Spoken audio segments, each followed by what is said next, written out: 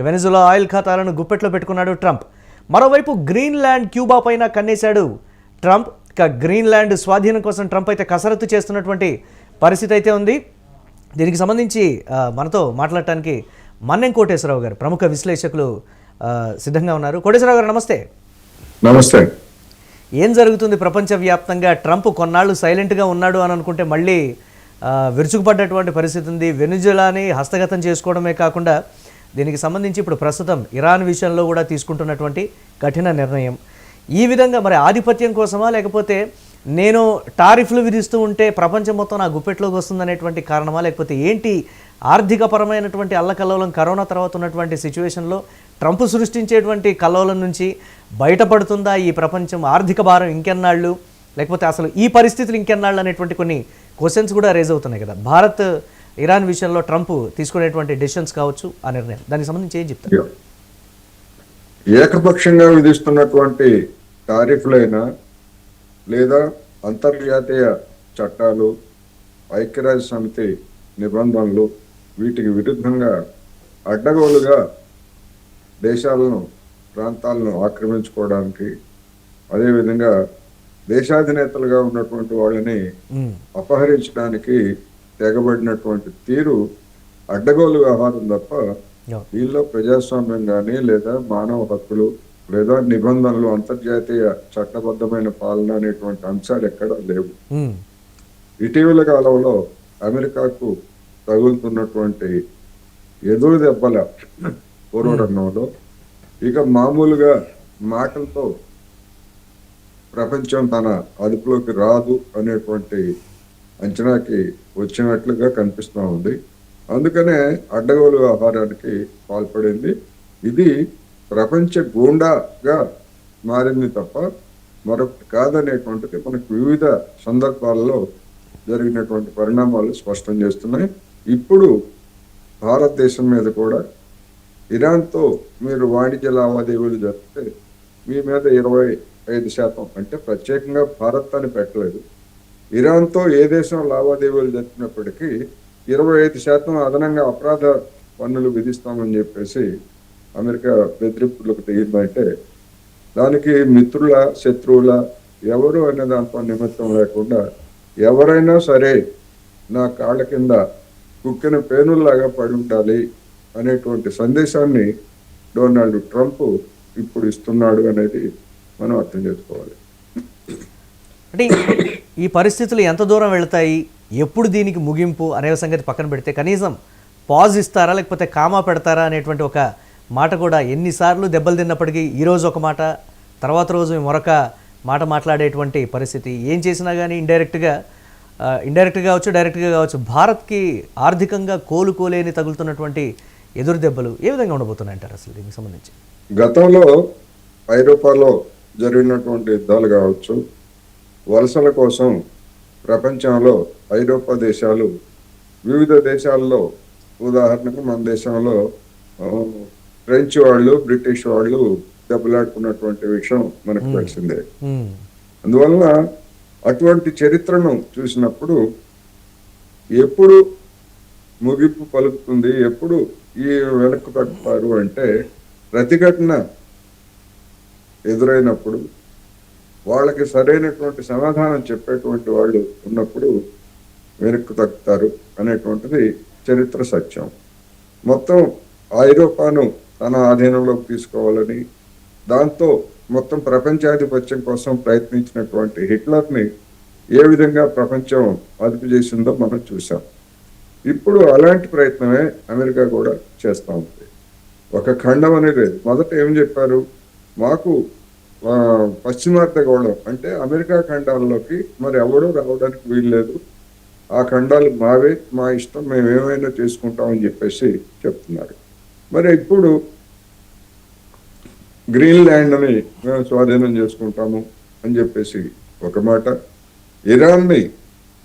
ఇరాన్లో ప్రజల ఆందోళన మీద అణచివేత కార్యక్రమం జరుగుతుంది కనుక ఇరాన్ను కూడా మేము ఆక్రమించుకుంటామని, లేదా ఇంతకు ముందు గాజా ప్రాంతంలో ఉన్నటువంటి జనాన్నంతటినీ వెళ్ళగొట్టి ఆ ప్రాంతాన్ని పర్యాటక కేంద్రంగా మారుస్తామని చెప్పేసి ట్రంప్ చెప్పినటువంటి మాటల్ని చూసాము. అందుకని ఇది మొత్తం ప్రపంచానికే ఎక్కడ ఏ ప్రాంతం అవసరమైతే అది నాకు కావాలి అనేటువంటి పద్ధతుల్లో ఇవాళ అమెరికా ఉన్నది. ఇది అమెరికాకి బలమా లేకపోతే బలహీనత అంటే ఒక విధంగా బలహీనతకు చిహ్నం. తన యొక్క మిలిటరీ శక్తిని ఉపయోగించి బలవంతంగా ఆక్రమించుకోవడానికి ప్రయత్నిస్తూ ఉంది. ఇలాంటి వాళ్ళు ఎవరు కూడా ప్రపంచం ముందు ప్రతిఘటన ముందు గతంలో నిలవలేదు. ఇప్పుడు కూడా అమెరికాకి లేదా ట్రంప్కి అదే గతి పడుతుంది. అయితే అది ఏ రూపంలో ఎంతకాలంలో పడుతుంది అనేటువంటి ఇప్పుడు మనం ఊహించలేం.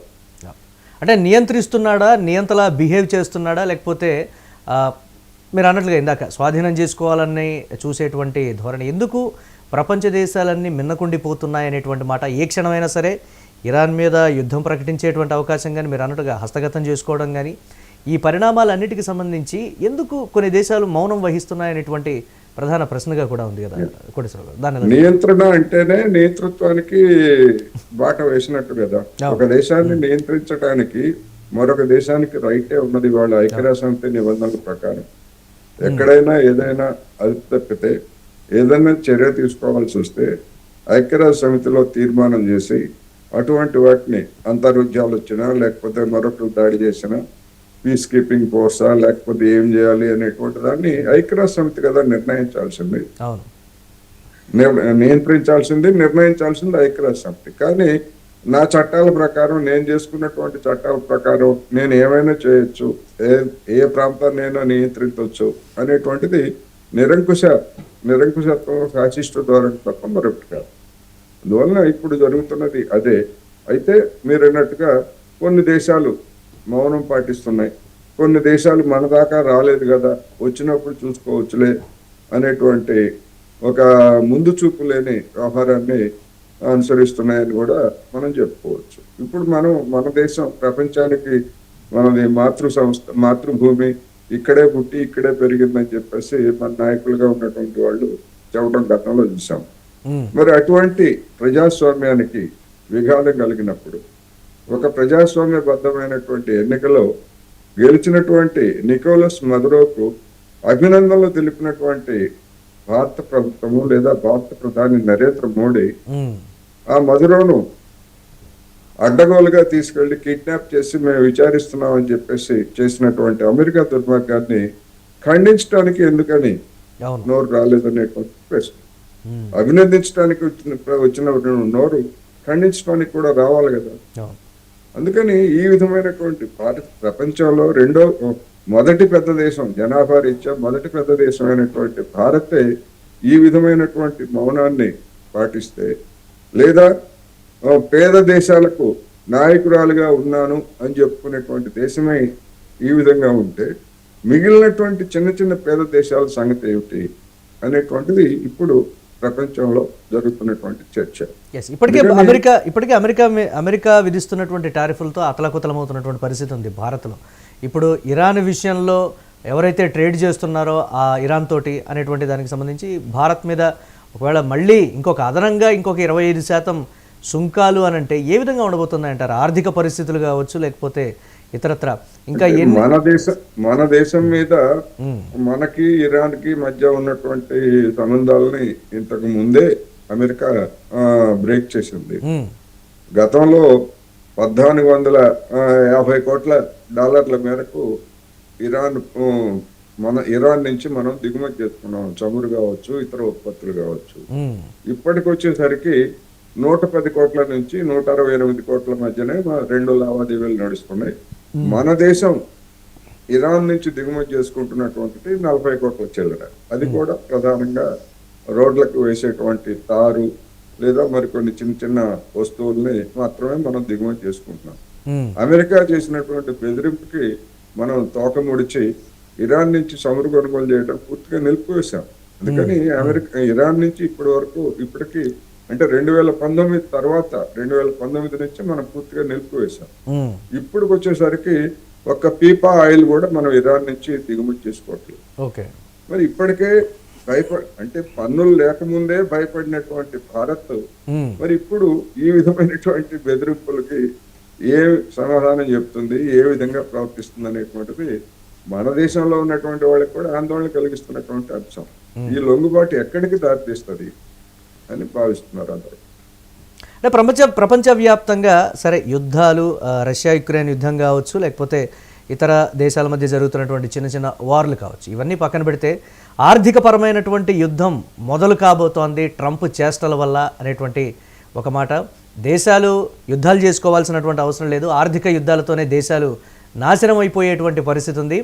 ప్రపంచం మొత్తం కూడా మరొక 30 సంవత్సరాల పాటు వెనక్కిపోయేటువంటి పరిస్థితుల్ని ట్రంప్ సృష్టిస్తున్నాడు అనేటువంటి ఒక భయాందోళన కూడా ఆర్థికవేత్తలు ఎక్స్ప్రెస్ చేస్తున్నటువంటి సిచ్యువేషన్ ఉంది. అసలు ఆ కోణంలో చూడొచ్చు అంటారా?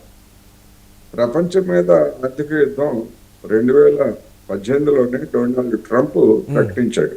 ఓకే, అప్పుడు అది ఒక్క చైనాకే పరిమితం చేశాడు. చైనా మీదనే టారిఫ్లతోటి యుద్ధం ప్రారంభిస్తే చైనాయే కదా సోషలిస్ట్ దేశం, కమ్యూనిస్ట్ దేశం, అది నాశనమైనా పర్లేదులే అని చెప్పేసి మిగిలినటువంటి దేశాలన్నీ కూడా సంతోషించాయి. లేకపోతే పైకి దాన్ని ఏమి ఖండించకుండా మౌనంగా ఉన్నాయి. ఇప్పుడు ఆ చైనాయే కాకుండా మొత్తం యావత్ దేశం, యావత్ ప్రపంచం అంటే మిత్రదేశమైనటువంటి కెనడాను బెదిరించాడు, మిత్రదేశమైనటువంటి మెక్సికోను బెదిరించాడు, అంతకంటే పెద్ద మిత్రదేశమైనటువంటి భారతదేశాన్ని కూడా ఇప్పుడు బెదిరిస్తున్నాడు. ఐరోపా దేశాలు తన భాగస్వాములు, నాటోలో భాగస్వాములైనటువంటి ఐరోపా దేశాల మీద కూడా టారిఫ్లు వేసి అనేక విధాలుగా బెదిరిస్తున్నాడు. అందుకని అమెరికా తీరు చూస్తే ఏదో చైనాయే కదా కమ్యూనిస్ట్ దేశం, పోతే పోతుంది, నాశనం అయిపోతుందిలే అని సంతోషించినటువంటి వాళ్ళు, లేదా దాని నుంచి మనం లబ్ధి పొందాలని చూసినటువంటి వాళ్ళు ఇప్పుడు తమ దాకా వచ్చేసరికి అయ్యో పాపం అనే వాళ్ళు లేకుండా పోయారే అనేటువంటి ఆందోళనకు కూడా గురవుతున్నారు. మన దేశం కూడా అందులో ఒకటి. మరి ఎందుకని చైనా మీద వాణిజ్య యుద్ధం ప్రారంభించినప్పుడు మనం ఎందుకని మౌనంగా ఉన్నాం? ఆ తర్వాత అదే ట్రంప్ తోటి, అదే అమెరికా తోటి మనం ముందుకెళ్ళాం కదా. అందుకని ఎప్పుడైనా కానీ ఇటువంటి అనైక్యత కనుక ప్రపంచంలో వెల్లడైతే సామ్రాజ్యవాదులుగా ఎవరైనా, గత చరిత్ర అదే కదా.